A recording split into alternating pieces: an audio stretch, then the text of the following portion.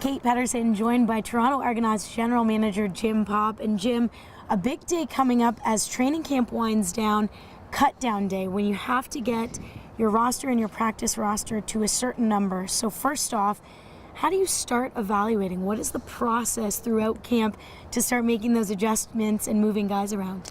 Yeah, you know, once we get them to camp, and that progress takes a year or two sometimes to get them to camp.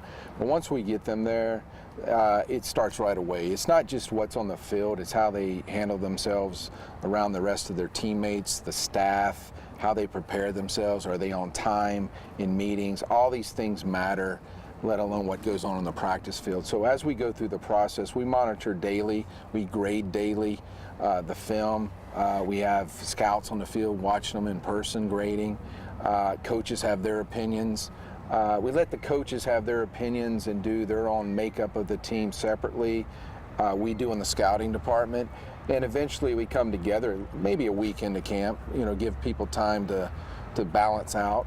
And from there, we start formulating where they sit on the, we set a position chart, but it becomes a depth chart.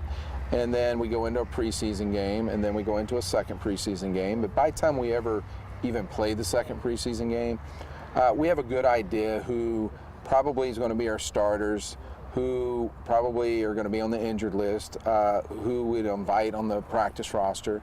And what we don't know is, you know, does an injury occur that changes that? Does a performance change that? Or does someone not want to be, you know, on the practice roster where someone else gets their opportunity?